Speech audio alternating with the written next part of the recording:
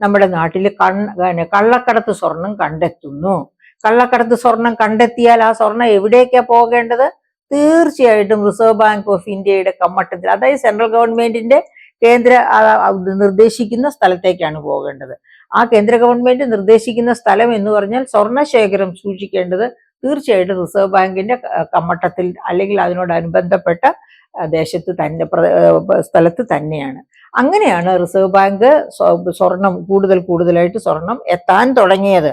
അപ്പൊ അങ്ങനെ സ്വർണം എത്താൻ തുടങ്ങിയപ്പോൾ ഞാനൊരു ചെറിയ കഥ കൂടി നിങ്ങളോട് പറയട്ടെ പ്രിയപ്പെട്ട സുഹൃത്തുക്കളെ. അതായത് പബ്ലിക് എക്സ്പെൻഡിച്ചർ റിവ്യൂ കമ്മിറ്റിയിൽ ഞാനും ഒക്കെ മെമ്പറായിരുന്ന 2013 2015 ഇടയ്ക്ക് ട്രഷറിയുമായി ബന്ധപ്പെട്ട പല കാര്യങ്ങളും പഠിച്ച കൂട്ടത്തില് ഞങ്ങൾ മനസ്സിലാക്കിയ ഒരു കാര്യം ഉണ്ടായിരുന്നു. ഒരു ട്രഷറിയിൽ കണ്ടുകെട്ടിയ സ്വർണമൊക്കെ സൂക്ഷിക്കുന്ന വളരെ പ്രധാനപ്പെട്ട മേഖലയുണ്ട് ട്രഷറികളില്. ആ സ്ഥലത്ത് സ്വർണം കണ്ടുകെട്ടി വെച്ചിരുന്ന സ്ഥലത്ത് സ്വർണത്തിന് പകരം കല്ല് കണ്ടു എന്നാണ് ഞങ്ങൾ കണ്ടെത്തിയത്. ഞങ്ങൾക്ക് മനസ്സിലാക്കാൻ കഴിഞ്ഞത്. ഞങ്ങൾ കണ്ടെത്തുമല്ല, അതിനു മുമ്പേ കണ്ടെത്തിയിരുന്നു. പക്ഷെ അതൊന്നും കേസായില്ല കേട്ടോ. അപ്പൊ അത് വായിച്ച സമയത്ത് ഞാൻ ഓർത്തത് അഹല്യ മോക്ഷത്തെ പറ്റിയാണ്. അഹല്യയെ കല്ലാക്കി മാറ്റി, പിന്നെ ഭഗവാന്റെ പാദസ്പർശമേറ്റപ്പോഴാണ് വീണ്ടും അഹല്യയായി വന്നത് എന്ന് പറഞ്ഞതുപോലെ തൻ്റെ ഇടമുള്ള ഒരു ഒരു ഒരു എന്താ പറയുക, ഇങ്ങനത്തെ കേസസ് ഒക്കെ നോക്കാനുള്ള ഒരു വകുപ്പ് കേരളത്തിൽ ഉണ്ടായിരുന്നെങ്കിൽ കല്ലായി മാറിയ സ്വർണം വീണ്ടും സ്വർണമായി മാറുമായിരുന്നല്ലോ എന്ന് ഞാൻ ഓർത്തു. അപ്പൊ ഈ കടത്ത് സ്വർണം പിടിച്ചാൽ അത് മുഴുവനും കമ്മട്ടത്തിൽ ചെല്ലണമെന്ന് നിർബന്ധമില്ല. അത് സത്യസന്ധതയെ പിന്നെ അനുസരിച്ചിരിക്കും. സത്യസന്ധത എങ്ങനെയാണ് ഇതിനൊക്കെ പോകുന്ന ഉദ്യോഗസ്ഥരുടെ സത്യസന്ധതയെ ആശ്രയിച്ചിരിക്കും ആ സ്വർണം റിസർവ് ബാങ്കിന്റെ കമ്മട്ടത്തിൽ എത്തുന്നുണ്ടോ ഇല്ലയോ എന്നുള്ളത്. ഏതായാലും സത്യസന്ധരായ ഉദ്യോഗസ്ഥർ ഇന്ത്യയിൽ ഉണ്ട്. അതുകൊണ്ടാണ് ആ ഗോൾഡ് ശേഖരം ഓരോ വർഷവും വർദ്ധിച്ചു വരുന്നു. അത് മാത്രവുമല്ല, പിൽക്കാലത്ത് അതായത് മൻമോഹൻ സിംഗ് പ്രധാനമന്ത്രിയായിരുന്ന കാലത്ത് തന്നെ 200 ടൺ സ്വർണം അതായത് ആഗോള വിപണിയിൽ നിന്ന് വാങ്ങി. അതായത് സ്വർണത്തിന്റെ വില കുറഞ്ഞിരിക്കുന്ന സാഹചര്യത്തില് അദ്ദേഹം ഒരു റിസർവ് ബാങ്ക് ഓഫ് ഇന്ത്യയുടെ ഗവർണറായിരുന്നു. വളരെ പ്രഗത്ഭനായ ഗവർണറായിരുന്നു. അപ്പൊ അദ്ദേഹത്തിന് അറിയാം ഈ സ്വർണ ശേഖരം വാങ്ങി ഒരു കമ്മട്ടത്തിൽ സൂക്ഷിച്ചാൽ എന്തൊക്കെ പ്രയോജനങ്ങൾ ഉണ്ടാകുമെന്ന്. എന്തൊക്കെ പ്രയോജനങ്ങൾ ഉണ്ടാവുക? അന്താരാഷ്ട്ര തലത്തിൽ കറൻസിയുടെ മൂല്യം ശോഷിച്ചു പോകുമ്പോഴും നമ്മുടെ കമ്മട്ടത്തിൽ ആവശ്യത്തിലധികം സ്വർണം ഇരിപ്പുണ്ടെങ്കിൽ ആ കറൻസി വളരെ സ്ട്രോങ് ആയിരിക്കും. പിന്നെ ആഗോള തലത്തിൽ ഉണ്ടാകുന്ന കയറ്റിറക്കങ്ങൾ, കറൻസിയുടെ വാല്യൂവിൽ ഉണ്ടാകുന്ന കയറ്റിറക്കങ്ങൾ നമ്മുടെ കറൻസിയെ ബാധിക്കില്ല. അതിന്റെ ഒന്നാന്തരം ഒരു ഉദാഹരണമാണ് ഇപ്പോഴും ലോകം ആദരിക്കുന്ന അല്ലെങ്കിൽ ഏറ്റവും കൂടുതൽ അംഗീകരിക്കുന്ന കറൻസി ഏതാണ്? ഡോളറാണ്. എന്തുകൊണ്ടാണ് ഡോളർ ആയത്? ആദ്യം 1-ാം ലോക മഹായുദ്ധ കാലം കഴിയുന്നത് വരെയും ഏറ്റവും കൂടുതൽ ലോകം ആദരിച്ചിരുന്ന കറൻസി പൗണ്ട് സ്റ്റേർലിംഗ് ആയിരുന്നു. എന്തുകൊണ്ടായിരുന്നു പൗണ്ട് സ്റ്റേർലിംഗ് ആയിരുന്നത് എന്നറിയാമോ? ഇൻഡസ്ട്രിയൽ റവല്യൂഷൻ കാലത്തും 1914 1-ാം ലോക മഹായുദ്ധം വരുന്ന കാലത്തിനൊക്കെ മുൻപുള്ള ആ ഘട്ടമുണ്ടല്ലോ, എന്തായിരുന്നു ഗ്രേറ്റ് ബ്രിട്ടൻ? നമുക്കറിയാം, സൂര്യൻ അസ്തമിക്കാത്ത രാഷ്ട്രമായിരുന്നു. അത് മാത്രമല്ല, Great Britain was the money lender of the world, shop keeper of the world, ആ business centre of the world. അങ്ങനെയൊക്കെ ആയിരുന്നത് കൊണ്ടാണ് industrial centre of the world. അങ്ങനെ ഒരു പോയിന്റ്, അങ്ങനെ ഒരു വലിയ ശക്തി കേന്ദ്രമായിരുന്നു. ലോകത്തെ സ്വർണത്തിന്റെ ഏറ്റവും വലിയ ശേഖരവും ബാങ്ക് ഓഫ് ഇംഗ്ലണ്ടിലായിരുന്നു. ഇപ്പോഴും ഓർക്കുക, നമ്മുടെ സ്വർണ ശേഖരം വളരെ വളർന്നു. ആ സ്വർണ ശേഖരം വളർന്ന് എത്ര ടൺ സ്വർണം? 822.1 ടൺ ആയിട്ട് നമ്മുടെ സ്വർണ ശേഖരം വളർന്നു. അപ്പൊ അതിന്റെ ഒരു നല്ല ഭാഗം ബാങ്ക് ഓഫ് ഇംഗ്ലണ്ടിന്റെ കയ്യിലാണ് ഇപ്പോഴും സൂക്ഷിച്ചു വെച്ചിരിക്കുന്നത്. കൊടുത്തിരിക്കുകയല്ല, സൂക്ഷിച്ചു വെച്ചിരിക്കുക, പണയം വെക്കുകയല്ല ചെയ്തത്. അപ്പൊ അങ്ങനെ സ്വർണ ശേഖരം വർദ്ധിക്കുന്നത് നമ്മുടെ കറൻസി. അപ്പൊ എന്നിട്ട് എന്താ സംഭവിച്ചത്? ബാങ്ക് ഓഫ് ഇംഗ്ലണ്ടിന് എന്ത് സംഭവിച്ചു? ഇംഗ്ലണ്ടിന് എന്ത് സംഭവിച്ചു? 2-ാം ലോക മഹായുദ്ധത്തിനും 1-ാം ലോക മഹായുദ്ധത്തിനും 2-ാം ലോക മഹായുദ്ധത്തിനും ഇടയ്ക്കുള്ള കാലഘട്ടത്തിൽ അതായത് ഉണ്ടായ പ്രതിസന്ധികൾ മൂലം ഇംഗ്ലണ്ടിന്റെ പക്കൽ ഉണ്ടായിരുന്ന സ്വർണം മുഴുവനും 2-ാം ലോക മഹായുദ്ധം കഴിയുമ്പോഴേക്കും ഒഴുകി അമേരിക്കയുടെ കൈകളിലെത്തി. അങ്ങനെയാണ് 2-ാം ലോക മഹായുദ്ധത്തിന് ശേഷം നമ്മൾ ഓർക്കണം, അമേരിക്കയുടെ വളർച്ച ദ്രുതഗതിയിലായിരുന്നു. സാമ്പത്തിക വളർച്ച ദ്രുതഗതിയിലായിരുന്നു. ആ വളർച്ചയോടൊപ്പം തന്നെ സ്വർണവും അവരുടെ പക്കലേക്ക് എത്തിച്ചേരുന്നു. അങ്ങനെയാണ് ഡോളർ കറൻസി രണ്ടാം ലോക മഹായുദ്ധം കഴിഞ്ഞപ്പോൾ ഏറ്റവും സ്ട്രോങ് കറൻസി ആയി തീരുന്നത്. ലോകത്ത് ഇപ്പോഴും ആ സ്ട്രെങ്ത് തുടരുകയാണ്. കാരണം ഇപ്പോഴും ഒന്നാമത്തെ GDP ആണ്, 28 ട്രില്യൺ ഡോളറോടുകൂടി ഒന്നാമത്തെ GDP ആണ് അമേരിക്ക. അപ്പോൾ നമുക്ക് വീണ്ടും നമ്മുടെ റിസർവ് ബാങ്ക് ഓഫ് ഇന്ത്യയിലേക്കും സ്വർണത്തിലേക്കും വരാം. അപ്പൊ എന്തുകൊണ്ടാണ് അമേരിക്കൻ കറൻസി ഇപ്പോഴും സ്ട്രോങ് ആയിരിക്കണേ? കാരണം അമേരിക്കയുടെ ഒന്നാമത്തെ GDP ആണ്. ഒന്നാമത്തെ GDP ആണെന്ന് മാത്രമല്ല, വളരെ പ്രധാനപ്പെട്ട, അതായത് ഇപ്പോഴും സ്വർണത്തിന്റെ ഒരു നല്ല കാവലാളായിട്ടിരിക്കുകയാണ് അമേരിക്ക. അതുകൊണ്ടാണ് ഡോളറിന്റെ വാല്യൂ ഒട്ടും താഴേക്ക് പോകാത്തത്. GDP ഒന്നാമതായത് കൊണ്ട് മാത്രമല്ല, അതുപോലെ സ്വർണ്ണ ശേഖരവുമുണ്ട്. അപ്പോ ഈ സ്വർണ്ണ ശേഖരം ഏത് രാജ്യത്ത് ശേഖരിക്കപ്പെടുന്നുവോ, അതായത് സ്വർണത്തിന്റെ മൂല്യം താഴേക്ക് പോകില്ല, വച്ചടി വെച്ച് മുകളിലേക്കാണ് പോകുന്നത്.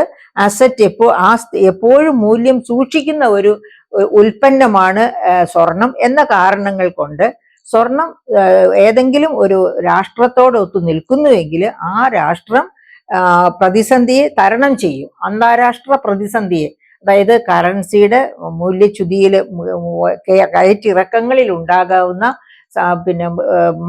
മാറ്റങ്ങളെ പിടിച്ചു നിൽക്കാൻ പറ്റും. അതായത് ഇപ്പോൾ ഇന്ത്യയുടെ കറൻസി ഡോളറിന്റെ വാല്യൂ ഒരുപാട് കൂടുകയും ഇന്ത്യൻ കറൻസിയുടെ വാല്യൂ താഴേക്ക് പോവുകയും ചെയ്താൽ നിങ്ങൾക്കൊക്കെ അറിയാം, റിസർവ് ബാങ്ക് ഓഫ് ഇന്ത്യ അപ്പോൾ എന്ത് ചെയ്യും?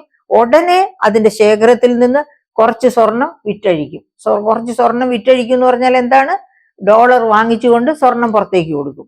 അപ്പൊ ഈ ഡോളർ എന്ത് ചെയ്യും? ആ ഡോളർ പിന്നെ ഇവിടുത്തെ ഡോളർ ആവശ്യങ്ങൾക്ക് വേണ്ടി ഉപയോഗിക്കും. അപ്പൊ നമ്മുടെ ഡോളറിനുള്ള ഡിമാൻഡ് കുറയും.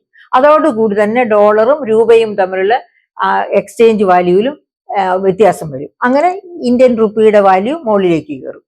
അങ്ങനെ കയറ്റാൻ വേണ്ടിയാണ് സ്വർണ്ണ ശേഖരം സൂക്ഷിച്ചു വെച്ചിരിക്കുന്നത്. ആവശ്യം വരുമ്പോൾ വിറ്റഴിക്കുക, പുറത്തെടുക്കുക, വിറ്റഴിക്കുക, അങ്ങനെ നമ്മുടെ കറൻസിയുടെ വാല്യൂ വർദ്ധിപ്പിക്കുക. അങ്ങനെ നമ്മുടെ കറൻസിയെ അന്താരാഷ്ട്ര തലത്തിൽ പിടിച്ചു നിർത്തുക. കറൻസി എപ്പോഴും താഴേക്ക് പോകുന്ന വെച്ചാൽ നമ്മളുമായിട്ട് ട്രേഡൊക്കെ നടത്താനായിട്ട് പല രാജ്യങ്ങൾക്കും ഇഷ്ടക്കേട് കാണും. അപ്പൊ അങ്ങനെ വരാതിരിക്കാൻ വേണ്ടി രാഷ്ട്രത്തിന്റെ എന്താ പറയാ, അന്താരാഷ്ട്ര രംഗത്തെ നിൽപ്പ് ശക്തമാക്കിയിരിക്കാൻ വേണ്ടിയാണ് സ്വർണ്ണ ശേഖരം വർദ്ധിപ്പിക്കുന്നത്. അങ്ങനെയാണ് മൻമോഹൻ സിംഗിന് അത് കൃത്യമായിട്ട് അറിയാം. അതുകൊണ്ടാണ് അദ്ദേഹത്തിന്റെ ഭരണകാലത്ത് UPA ഭരണകാലത്ത് അദ്ദേഹം 200 ടൺ സ്വർണമാണ് നമ്മുടെ സ്വർണ്ണ ശേഖരത്തോട് കൂട്ടിച്ചേർത്തത്. അതിനുശേഷവും ഇപ്പോൾ നരേന്ദ്രമോദി ഗവൺമെന്റ് വന്നതിന് ശേഷവും സ്വർണ്ണ ശേഖരത്തിൽ വർധനവ് ഉണ്ടായിട്ടുണ്ട്. അപ്പൊ ഇപ്പോ നമ്മുടെ ആകെ സ്വർണ്ണ ശേഖരം എന്ന് പറയുന്നത് 822.1 ടൺ സ്വർണമാണ്. അതിൽ നിന്ന് ഇപ്പൊ നമ്മൾ ഈ ഇങ്ങനെ ഒരു ഡിസ്കഷൻ തന്നെ വെക്കാമെന്ന് വെച്ചത് 100 ടൺ സ്വർണം ബാങ്ക് ഓഫ് ഇംഗ്ലണ്ടിൽ, ഞാൻ പറഞ്ഞല്ലോ അതിന്റെ നല്ലൊരു ഭാഗം സ്വർണവും നമ്മൾ സൂക്ഷിച്ചിരിക്കുന്നത് ബാങ്ക് ഓഫ് ഇംഗ്ലണ്ടിലാണ്. അപ്പൊ ബാങ്ക് ഓഫ് ഇംഗ്ലണ്ടിൽ നിന്ന് 100 ടൺ സ്വർണം ഇങ്ങോട്ട് ഇന്ത്യയിലേക്ക് മാർച്ച് മാസത്തിൽ കൊണ്ടുവന്നു. അങ്ങനെ കൊണ്ടുവന്നപ്പോൾ കസ്റ്റംസ് കൊടുത്തില്ല, കസ്റ്റംസും ഇരുന്നില്ല, GST കൊടുക്കേണ്ടിയിരുന്നില്ല എന്നാണ് എൻ്റെ അഭിപ്രായം. അത് എൻ്റെ അഭിപ്രായമാണ്. പക്ഷെ GST കൊടുത്തു. എന്തുകൊണ്ടാണ് GST കൊടുത്തത്? GST വരുമാനം സംസ്ഥാനങ്ങളുമായിട്ട് ഷെയർ ചെയ്യുന്നതാണ്. പകുതി 50% കേന്ദ്രത്തിനും കിട്ടും, 50% സംസ്ഥാനങ്ങൾക്ക് ഷെയർ ചെയ്യും. സെൻട്രൽ പൂളിൽ പോയി സംസ്ഥാനങ്ങൾക്ക് ഷെയർ ചെയ്യും. അപ്പൊ അത് നടന്നോട്ടെ എന്ന് വിചാരിച്ചിട്ടാണ് കേന്ദ്രം GST, ഈ 100 ടൺ സ്വർണത്തിന്റെ GST കൊടുത്തിട്ടാണ് കൊണ്ടുവന്ന് റിസർവ് ബാങ്ക് ഓഫ് ഇന്ത്യയുടെ കമ്മട്ടത്തിലേക്ക് വെക്കുന്നത്. ഇത് പറയാൻ വേണ്ടി, ഇത് ചർച്ചയാക്കാൻ വേണ്ടിയാണ് നമ്മളിപ്പോ റിസർവ് ബാങ്കിനെ പറ്റി തന്നെ ചർച്ച ചെയ്തത്.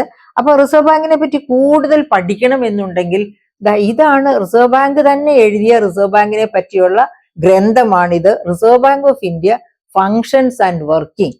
ഇത് 1941 എഴുതിയ പുസ്തകമാണ്.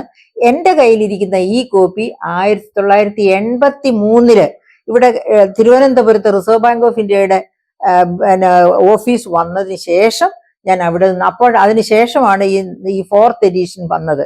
ഞാൻ അപ്പോൾ അവിടുന്ന് വാങ്ങിച്ചതാണ്. ഇതിന്റെ ലേറ്റസ്റ്റ് എഡിഷൻ നിങ്ങൾ വാങ്ങിക്കുക. നിങ്ങൾക്ക് അന്ന് മുതൽ, അതായത് 1935 റിസർവ് ബാങ്ക് ഓഫ് ഇന്ത്യ വന്നത് തൊട്ട് ഇന്ന് വരെയുള്ള മുഴുവൻ ചരിത്രവും അതിന്റെ എല്ലാ പ്രകടനങ്ങളും പ്രവർത്തനങ്ങളും മനസ്സിലാക്കാൻ വളരെ നല്ലതാണ്. സിവിൽ സർവീസ് ഒക്കെ പഠിക്കുന്ന കുട്ടികൾക്ക്, കോമ്പറ്റേറ്റീവ് എക്സാമിനേഷൻസിന് ശ്രമിക്കുന്ന കുട്ടികൾക്ക് ഇത്തരം ഗ്രന്ഥങ്ങൾ ആധികാരികമായ അറിവ് പകരും എന്നുള്ളത് എപ്പോഴും ഓർത്തിരിക്കുക. അതുകൊണ്ട് കഴിയുന്നവരൊക്കെ ഈ പുസ്തകം വാങ്ങിക്കുക. ഈ ശ്രോതാക്കളല്ല വാങ്ങിക്കുന്നെങ്കിൽ മക്കൾക്ക് വായിച്ചു കൊടുക്കുക, നിർബന്ധിച്ച് അവരെ പഠിക്കാൻ പറയുക. അപ്പോഴാണ് ആധികാരികമായിട്ട് അവരുടെ ഇത്തരം കാര്യങ്ങൾ, കറൻസിയുമായി ബന്ധപ്പെട്ട വിവരങ്ങൾ വളരെ ആധികാരികതയോടെ അവർക്ക് പറയാൻ കഴിയുന്നു. അപ്പൊ ഈ റിസർവ് ബാങ്കിന്റെ കരങ്ങളിൽ അല്ലാതെ സൂക്ഷിച്ചിരിക്കുന്ന സ്വർണം, അതായത് വിവിധ ബാങ്കുകളിലായി സൂക്ഷിച്ചിരിക്കുന്ന സ്വർണം ഇന്ത്യയിലേക്ക് തന്നെ കൊണ്ടുവന്ന് ഇന്ത്യയുടെ റിസർവ് ബാങ്കിന്റെ കമ്മട്ടത്തിൽ തന്നെ, അല്ലെങ്കിൽ റിസർവ് ബാങ്കിന്റെ പരിധിയിൽ തന്നെ സൂക്ഷിക്കുക എന്ന ഉദ്ദേശത്തോടു കൂടിയാണ് ഇപ്പോൾ ബാങ്ക് ഓഫ് ഇംഗ്ലണ്ടിൽ നിന്ന് ഈ 100 ടൺ സ്വർണം കൊണ്ടുവന്നിരിക്കുന്നത്. ഇനിയും ബാക്കി വിദേശ രാജ്യങ്ങളിൽ സൂക്ഷിച്ചിരിക്കുന്ന സ്വർണം ഇതുപോലെ ഘട്ടം ഘട്ടമായി കൊണ്ടുവരും എന്ന് തന്നെയാണ് നമുക്ക് മനസ്സിലാക്കാൻ കഴിയുന്നത്. അങ്ങനെ റിസർവ് ബാങ്ക് ഓഫ് ഇന്ത്യയിൽ സ്വർണം എത്തിച്ചേരട്ടെ. ഒരു കാലത്ത് ഗ്രേറ്റ് ബ്രിട്ടന്റെ കയ്യിലുണ്ടായിരുന്ന സ്വർണം പോലെ, അത് കഴിഞ്ഞ് ഇപ്പോൾ അമേരിക്കയുടെ കയ്യിലുള്ള സ്വർണം പോലെ, ഇനി വരും കാലത്ത് ഇന്ത്യയുടെ കയ്യിൽ സ്വർണം എത്തിച്ചേരട്ടെ. അങ്ങനെ ഇന്ത്യ ലോകത്തിലെ ഏറ്റവും വലിയ സാമ്പത്തിക ശക്തിയായി വളരട്ടെ എന്ന് നമുക്ക് പ്രത്യാശിക്കാം. ഞാൻ പറയുന്ന സാമ്പത്തിക ശക്തി $5 ട്രില്യൺ സാമ്പത്തിക ശക്തി അല്ല കേട്ടോ. $5 ട്രില്യൺ 144.17 കോടി ജനങ്ങളും എന്ന് പറഞ്ഞാൽ പെർ ക്യാപിറ്റ ഇൻകം വെറും $1200 ആയിരിക്കും. അങ്ങനെ പെർ ക്യാപിറ്റ ഇൻകം ഉള്ള ഒരു രാജ്യമായി ഇന്ത്യ മാറിയതുകൊണ്ട് പ്രത്യേകിച്ച് ഒരു പ്രയോജനവുമില്ല. നമുക്ക് എന്താണ് വേണ്ടത്? ഇപ്പൊ അമേരിക്കയുടെ പെർ ക്യാപിറ്റ ഇൻകം 76,000-ൽ കൂടുതൽ പെർ ക്യാപിറ്റ ഇൻകം $76,000 അതുപോലെയുള്ള പെർ ക്യാപിറ്റ ഇൻകം ഉള്ള ഒരു രാജ്യമായി ഇന്ത്യ മാറണം. അങ്ങനെയാണെങ്കിലാണ് എല്ലാവർക്കും നല്ല വിദ്യാഭ്യാസം, നല്ല ആരോഗ്യം, ആ രീതിയിൽ ഇന്ത്യക്ക് മുന്നോട്ട് പോകാൻ കഴിയുക, അങ്ങനെ ലോകത്തെ ലീഡ് ചെയ്യാൻ കഴിയുക. ഇപ്പൊ ഇന്ത്യക്ക് ലോകത്തെ ലീഡ് ചെയ്യാൻ കഴിയും എന്നൊക്കെ പറയുന്നത് വെറും പാഴ്വാക്ക് മാത്രമാണ്. കാരണം പെർ ക്യാപിറ്റ ഇൻകം $1200 നിൽക്കുന്ന സമയത്ത് എന്ത് ലീഡിംഗ് ആണ് നമുക്ക് ലോകത്തിന് നൽകാൻ കഴിയുക? ലോകത്തിന്റെ പുറകെ പോവുകയല്ലാതെ ലോകത്തിന്റെ മുൻപേ ലോകത്തെ നയിച്ചു കൊണ്ടുപോകുവാൻ ഈ കപ്പാസിറ്റി നമുക്ക് തീർച്ചയായിട്ടും പോരാ. എന്തായാലും നമ്മുടെ റിസർവ് ബാങ്ക് കാലക്രമേണ പ്രാപ്തമായി വരട്ടെ. റിസർവ് ബാങ്ക് പ്രാപ്തമായി വരട്ടെ എന്ന് വെച്ചാൽ ഇന്ത്യ പ്രാപ്തമാകുന്നു എന്നാണ് അതിനർത്ഥം. ഇന്ത്യ പ്രാപ്തമാകുമ്പോൾ മാത്രമാണ് ഇന്ത്യക്ക് സ്വർണ്ണശേഖരം വർദ്ധിപ്പിക്കാൻ കഴിയുക, അത് റിസർവ് ബാങ്കിൽ കൊണ്ടുവയ്ക്കാനും കഴിയുക.